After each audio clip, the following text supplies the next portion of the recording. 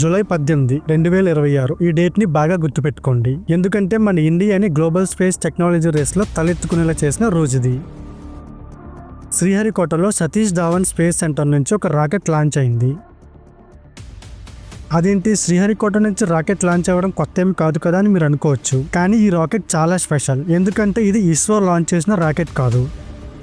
ఒక private company తన సొంత రాకెట్ని బిల్డ్ చేసి టెస్ట్ చేసి లాంచ్ చేసింది. అది కూడా ఫస్ట్ అటెంప్ట్లోనే.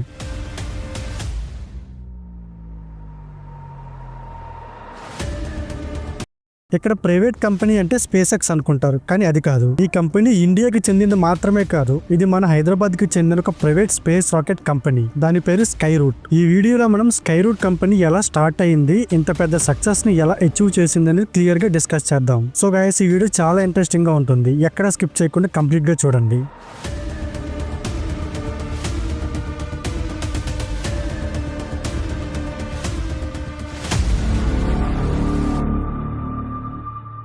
స్కైరూట్. ఈ స్టోరీ అర్థం కావాలంటే ముందుగా ఒక చేదు నిజం తెలుసుకోవాలి. చాలా ఏళ్ల పాటు పశ్చిమ దేశాలు మన స్పేస్ ప్రోగ్రామ్ ని ఎగతాళి చేశాయి. మన మంగళయాన్ మిషన్ మార్స్ కి వెళ్తున్నప్పుడు అమెరికాలో టాప్ న్యూస్ ఏజెన్సీ అయిన న్యూయార్క్ టైమ్స్ ఒక కార్టూన్ ని పోస్ట్ చేసింది. ఈ కార్టూన్ ఎలా ఉంటుందంటే, ఒక పేద భారతీయ రైతు ఎలైట్ స్పేస్ క్లబ్ తలుపు తడుతున్నట్టు, లోపల ఇద్దరు పెద్ద మనుషులు దాన్ని చూసి నవ్వుతున్నట్టు ఉంటుంది. కానీ నిజమేంటో తెలుసా? అమెరికా, రష్యా, యూరోప్ లాంటి అభివృద్ధి చెందిన దేశాలు చేయలేని పనిని మన ఇండియా చేసి చూపించింది. ఆ కార్టూన్ ని పోస్ట్ చేసిన రోజే భారత్ తన ఫస్ట్ అటెంప్ట్ లోనే మార్స్ ఆర్బిట్ ని రీచ్ అయింది. అప్పటి వరకు మన దేశాన్ని ఎగతాళి చేసిన న్యూయార్క్ టైమ్స్ లాంటి న్యూస్ ఛానల్స్ కి, ఇతర దేశాలకి ఇండియా చెప్పుతో కొట్టినట్టు సమాధానం చెప్పింది. కానీ ఇక్కడ ఒక పెద్ద ట్విస్ట్ ఉంది.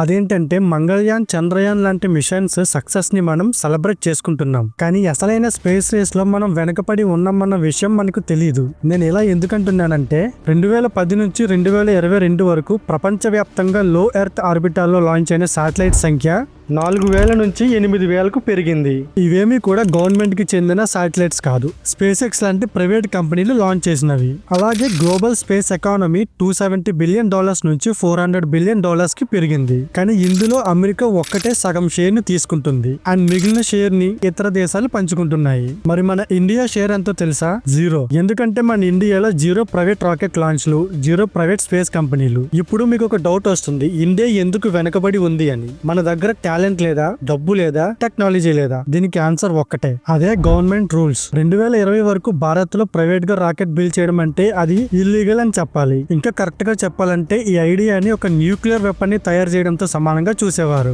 స్పేస్ టెక్నాలజీని కూడా అలాగే ట్రీట్ చేసేవాళ్ళు. ఎందుకంటే ఆర్బిటాల్లోకి శాటిలైట్ ని పంపే రాకెట్ అదే ప్రెసిషన్ తో వార్ హెడ్ ని కూడా టార్గెట్ మీదకి పంపగలదు అనే ఒక కారణం లేదా ఒక భయం. దీని వల్ల ఏం జరిగిందంటే, నెక్స్ట్ స్పేస్ ఎక్స్ ని బిల్డ్ చేయగలిగే ఇండియన్ ఇంజనీర్స్ కి వాళ్ళ ముందు ఒకే ఆప్షన్ ఉండేది, బ్యాగ్ సర్దుకొని కాలిఫోర్నియా వెళ్లి ఎలాన్ మస్క్ కంపెనీలో పనిచేయడం. ఇదే వాళ్ళకున్న బెస్ట్ ఆప్షన్ లా కనిపించేది. మనం ఇక్కడ చంద్రయాన్ని సెలబ్రేట్ చేసుకుంటుంటే, అక్కడ అమెరికా మాత్రం మన ఇంజనీర్ల బ్రెయిన్ ని యూజ్ చేసుకొని $1 ట్రిలియన్ కంపెనీని బిల్డ్ చేస్తుంది. ఇదంతా గమనిస్తున్న పవన్ కుమార్ చందన, భరత్ దాకానా ఇద్దరు ఎక్స్ ఇస్రో సైంటిస్టులు 2018లో ఇండియాలో ఎవ్వరూ చేయని పనిని చేశారు. ప్రైవేట్ కంపెనీస్ రాకెట్ ని లాంచ్ చేయడం ఇల్లీగల్ గా ఉన్న మన దేశంలో వీళ్ళు ఏకంగా రాకెట్ మ్యానుఫ్యాక్చరింగ్ కంపెనీనే స్టార్ట్ చేశారు. పవన్ కుమార్ గారు ఐఐటి ఖరగ్పూర్ లో మెకానికల్ ఇంజనీరింగ్ చేసి కొన్ని నెలలు నాసాతో కలిపి పనిచేశారు. ఆ తర్వాత ఇస్రోలో 6 సంవత్సరాలు ఏవియానిక్స్ ఇంజనీర్ గా పనిచేశారు. భరత్ గారు మద్రాస్ ఐఐటిలో మైక్రో ఎలక్ట్రానిక్స్ లో మాస్టర్స్ చేసి విక్రమ్ సారాభాయ్ స్పేస్ సెంటర్ లో పనిచేశారు. వీళ్ళిద్దరూ ఒకరినొకరు ఇస్రోలోనే కలిశారు. Stable government job, security, respect అన్ని ఉన్నా కూడా వీళ్ళు వీటన్నిటిని వదిలేసి 2018లో హైదరాబాద్ లో స్కైరూట్ ఏరోస్పేస్ అనే కంపెనీని స్టార్ట్ చేశారు. అయితే మనకి ఇక్కడ ఒక డౌట్ వస్తుంది, ఇంత పెద్ద కంపెనీని స్టార్ట్ చేయడానికి డబ్బు, ఇన్వెస్టర్స్ అండ్ పర్మిషన్ లేకుండా వీళ్ళు ఎలా ముందుకు వెళ్లారు అని. దానికి సమాధానం ఒక లింక్డ్ఇన్ అకౌంట్. ఎస్, మీరు విన్నది నిజమే. అసలు స్టోరీ ఇక్కడే మొదలవుతుంది. 2017లో భారత ప్రభుత్వం స్పేస్ యాక్టివిటీస్ బిల్ అనే ఒక డ్రాఫ్ట్ డాక్యుమెంట్ ని రిలీజ్ చేసింది. ఈ డ్రాఫ్ట్ చదివిన పవన్ కుమార్ గారికి ఒక ఆలోచన వచ్చింది, త్వరలోనే ప్రైవేట్ కంపెనీలకి కూడా రాకెట్ బిల్డ్ చేసే పర్మిషన్ వస్తుంది అని. ఈ ఒక ఐడియా వల్ల ఆయన తన సేఫ్ ఇస్రో జాబ్ ని వదిలేశారు. అండ్ అలాగే ఆ టైం కి ఆయనకి ఇంకా సరైన ఇన్వెస్టర్ నెట్వర్క్ కూడా లేదు, బిజినెస్ బ్యాక్గ్రౌండ్ అసలే లేదు. ఉన్నదల్లా IIT Kharagpur alumni directory and ఒక లింక్డ్ఇన్ అకౌంట్. ఒక రోజు మొబైల్ ఓపెన్ చేసి లింక్డ్ఇన్ ని స్క్రోల్ చేస్తూ సడన్ గా ఒక ప్రొఫైల్ ని చూసి స్క్రోల్ చేయడం ఆపేశారు. ఆ ప్రొఫైల్ ఎవరిదో కాదు, మింత్రా ఇంకా క్యూఫిట్ ఫౌండర్ ముఖేష్ బన్సాల్ గారిది. పవన్ కుమార్ గారి అదృష్టం ఏంటంటే బన్సాల్ గారు కూడా ఐఐటి ఖరగ్పూర్ ఓల్డ్ స్టూడెంటే. అందుకే పవన్ కుమార్ గారు పరిచయం లేకపోయినా సరే నేరుగా లింక్డ్ఇన్ నుంచి ఒక మెసేజ్ పంపించారు. ఆ మెసేజ్ లో ఒక మీటింగ్ కోసం అడిగారు. ఈ మెసేజ్ చూసి బన్సాల్ గారు వెంటనే రిప్లై ఇచ్చారు. 2018 జూన్ లో బన్సాల్ తన పార్ట్నర్ అంకిత్ నాగోరీతో కలిసి స్కై రూట్ లో 12 కోట్ల రూపాయలు ఇన్వెస్ట్ చేశారు. అప్పటికి స్కై రూట్ కంపెనీ వాల్యుయేషన్ 5 కోట్ల రూపాయల కంటే తక్కువే ఉంది. కానీ ముఖేష్ బన్సాల్ గారు ఎందుకు ఇన్వెస్ట్ చేశారంటే పవన్ కుమార్ ఇంకా భరత్ వీళ్ళిద్దరూ ప్రజెంట్ మార్కెట్ లో 2 లూప్ హోల్స్ ని ఐడెంటిఫై చేశారు. అవేంటంటే ఒకటి, ఇస్రో ఒక గవర్నమెంట్ ఏజెన్సీ కాబట్టి కమర్షియల్ ఆర్డర్స్ కి 2027-28 వరకు వెయిటింగ్ లిస్ట్ ఉంటుంది. రెండోది, స్పేస్ ఎక్స్ కూడా ఒక ప్రాబ్లం ఫేస్ చేస్తుంది. అదేంటంటే స్పేస్ ఎక్స్ ఎటువంటి శాటిలైట్ అయినా సరే ఒకే ఫిక్స్డ్ పాయింట్ లో మాత్రమే డ్రాప్ చేస్తుంది. కానీ ఎర్త్ అబ్జర్వేషన్ శాటిలైట్ లాంటి వాటికి ఒక ఖచ్చితమైన సన్ సింక్రోనైజ్ ఆర్బిట్ కావాలి. ఈ విషయాన్ని గమనించిన స్కై రూట్ స్పేస్ కి ఒక ఊబర్ లా పని చేయాలని ఒక కొత్త ఐడియాతో వచ్చింది. దీని పని ఏంటంటే ప్రతి శాటిలైట్ ని దాని ఎగ్జాక్ట్ ఆర్బిటాల్ లో ఎగ్జాక్ట్ యాంగిల్ లో డ్రాప్ చేయడం. ఇవన్నీ బాగా అనలైజ్ చేసిన బన్సాల్ గారు పవన్ కుమార్ గారి ఐడియా మీద నమ్మకంతో ఇన్వెస్ట్ చేశారు. అప్పుడు ఆయన పెట్టిన 12 కోట్ల రూపాయలు ఇప్పుడు 700 కోట్ల రూపాయలుగా మారాయి. అంటే దాదాపు 60 రెట్లు రిటర్న్స్ వచ్చాయి. దీన్ని చూస్తేనే అర్థమవుతుంది ఆయన సరైన నిర్ణయం తీసుకున్నారు అని. 2020లో మోడీ గవర్నమెంట్ 70 ఏళ్లలో ఏ గవర్నమెంట్ తీసుకొని ఒక డెసిషన్ ని తీసుకున్నారు. అదే స్పేస్ మోనోపోలీలో ఇస్రోతో పాటు ప్రైవేట్ కంపెనీలు కూడా అవకాశం ఇచ్చింది. ఇక్కడ నుంచే స్కై రూట్ కథ మలుపు తిరిగింది. 2022 నవంబర్ లో విక్రమ్ ఎస్ అనే సబ్ ఆర్బిటల్ రాకెట్ తో వీళ్ళు భారత్ లోనే మొదటి ప్రైవేట్ రాకెట్ ను సక్సెస్ఫుల్ గా లాంచ్ చేశారు. అంతే, దీని తర్వాత ఇన్వెస్టర్స్ అందరూ స్కై రూట్ కంపెనీ వెతుక్కుంటూ వచ్చారు. 2026 నాటికి కంపెనీ వాల్యుయేషన్ $1.1 బిలియన్ కి చేరి భారతదేశపు మొట్టమొదటి స్పేస్ టెక్ యూనికార్న్ గా హిస్టరీ క్రియేట్ చేసింది. 2018లో 5 కోట్ల లోపే ఉన్న కంపెనీ వాల్యుయేషన్ 2026లో $1.1 బిలియన్ కి చేరుకుందంటేనే ఎంత సక్సెస్ అయిందో మనకు అర్థమవుతుంది. ఇప్పటి వరకు మనం కంపెనీ హిస్టరీ అండ్ సక్సెస్ గురించి తెలుసుకున్నాం. ఇప్పుడు అసలు కథలోకి వద్దాం. విక్రమ్-1 రాకెట్ ఈ పేరు డాక్టర్ విక్రమ్ సారాభాయ్ గారికి నివాళిగా పెట్టారు. ఎందుకంటే 1960లలో స్పేస్ టెక్నాలజీ కేవలం రిచ్ కంట్రీస్ కే సొంతం అనే ఆలోచనని ఈయనే మార్చారు.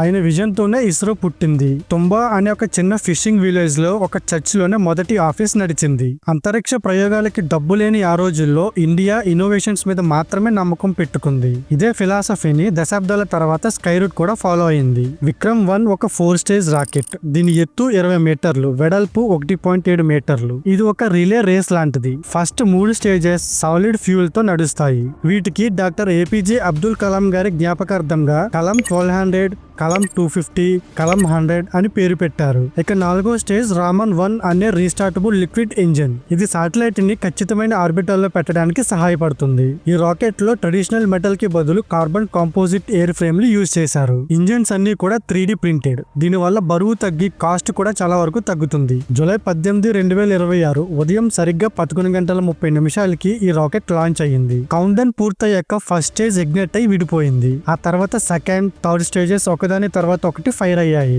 ఫైనల్ గా 4th స్టేజ్ పేలోడ్స్ ని కరెక్ట్ గా ఆర్బిటల్ లో ఇన్సర్ట్ చేసింది. ఈ ఎంటైర్ మిషన్ కి ఆగమన్ అని పేరు పెట్టారు. ఆగమన్ అంటే అరైవల్ అని అర్థం. ఈ పేరు నిజంగా సరిగ్గా సెట్ అయింది. ఎందుకంటే ఇండియన్ ప్రైవేట్ ఆర్బిటల్ రాకెట్ యుగానికి ఇదే అసలైన ఆరంభం. ప్రపంచవ్యాప్తంగా కొత్తగా డిజైన్ చేసిన రాకెట్లు ఫస్ట్ అటెంప్ట్ లో ఫెయిల్ అవ్వడం చాలా కామన్. కానీ విక్రమ్-1 తన ఫస్ట్ అటెంప్ట్ లోనే ఆర్బిటల్ ని రీచ్ అయింది. ఒక రాకెట్ లోపల ఏం జరుగుతుంది అని ఒకసారి ఆలోచించండి. ప్రొపల్లెంట్ బర్న్ అయ్యే టైంలో టెంపరేచర్ 3000 డిగ్రీల సెల్సియస్ కి పైనే ఉంటుంది. ఫ్యూయల్ ని ఒక కార్ ని క్రష్ చేసేంత ప్రెషర్ తో ఇంజిన్ లోకి పంపిస్తారు. అది కూడా 1 మిల్లీ సెకండ్ తేడా రాకుండా. లక్షల కాంపోనెంట్స్ ఉన్న ఈ సిస్టమ్ లో ఒక చిన్న లీక్ లేదా ఒక చిన్న సాఫ్ట్వేర్ గ్లిచ్ చాలు సెకండ్లలో 100 కోట్ల రూపాయల మిషన్ బూడిదైపోతుంది. ప్రపంచంలో అత్యంత అడ్వాన్స్ స్పేస్ ఏజెన్సీలైన స్పేస్ ఎక్స్, నాసా కూడా ఎన్నో ఘోరమైన ఫెయిల్యూర్స్ ని చూశాయి. అలాంటిది స్కై రూట్ తన మొదటి ప్రయత్నంలోనే ఎటువంటి పొరపాటు లేకుండా విజయం సాధించడం చాలా గ్రేట్ అని చెప్పొచ్చు. ఇక్కడ ఇంకొక ఇంపార్టెంట్ పాయింట్ ఏంటంటే Skyroot headquarters Hyderabad లో ఉంది. వీళ్ళ స్టాఫ్ లో చాలా మంది తెలుగు మాట్లాడే రాష్ట్రాల్లో చదువుకున్న ఇంజనీర్లే. అందుకే హైదరాబాద్ ఇప్పుడు ఇండియన్ ఎమర్జింగ్ స్పేస్ వ్యాలీ అని పిలుస్తున్నారు. ఇది జస్ట్ హైప్ కాదు, మన దగ్గర నిజంగానో ఏరోస్పేస్ టెస్టింగ్ ఫెసిలిటీలు,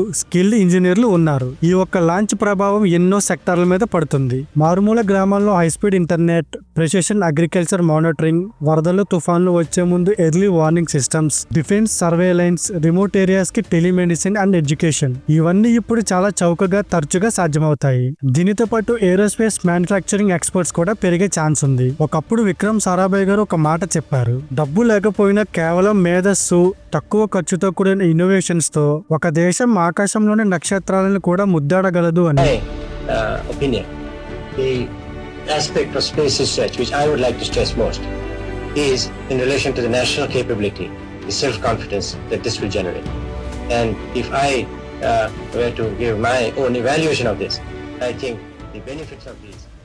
రాకెట్ పార్ట్లని సైకిల్ మీద తీసుకెళ్లిన రోజు నుంచి చంద్రుడి సౌత్ పోల్ మీద జెండా పాతే వరకు ఈ కళని ఇస్రో తన గుండెల్లో పెట్టుకొని 6 దశాబ్దాలు నడిచింది. ఒకప్పుడు స్పేస్ టెక్నాలజీ కోసం భారత్ ప్రపంచ దేశాల వైపు ఆశగా చూసేది. ఈ రోజు ప్రపంచ దేశాలు భారత్ వైపు, అందులోనూ మన తెలుగు రాష్ట్రంలో పుట్టిన ఒక స్టార్టప్ కంపెనీ వైపు చూస్తున్నాయి. ఇది కథకి ముగింపు కాదు, ఇది ఇండియన్ ఇన్నోవేషన్ హిస్టరీలో ఒక కొత్త అధ్యాయానికి అసలైన ఆరంభం. ఈ కథ మనకి నేర్పే పాఠం ఏంటంటే, పవన్ కుమార్ కి, భరత్ కి 100 కోట్ల బ్యాంక్ బ్యాలెన్స్ లేదు, సెలబ్రిటీ బ్యాక్గ్రౌండ్ కూడా లేదు. వాళ్ళ దగ్గర ఉన్నదల్లా ఇస్రోలో సంపాదించిన అనుభవం, ఒక పవర్ఫుల్ ఐడియా, గవర్నమెంట్ జాబ్ సెక్యూరిటీని కూడా వదిలేసి వాళ్ళ కళను నిజం చేసుకోవాలనే గుండె ధైర్యం. మీరు ఒక యంగ్ ఇంజనీర్ అయితే ఇది మీకోసమే. మీ మార్కులు ఇంకా డిగ్రీ సర్టిఫికెట్లు ఒక కంపెనీ తలుపు తెరవడానికి మాత్రమే పనికొస్తాయి. కానీ చరిత్రలో మీ పేరు నిలవాలంటే ఇప్పటి వరకు ఎవరు సాల్వ్ చేయని ప్రాబ్లమ్ ని సాల్వ్ చేయడానికి మీరు ఎంత వరకు రెడీగా ఉన్నారు అనేది డిసైడ్ చేస్తుంది. సో గైస్, ఈ వీడియో మీకు నచ్చినట్టయితే కనుక ఒక లైక్ కొట్టండి.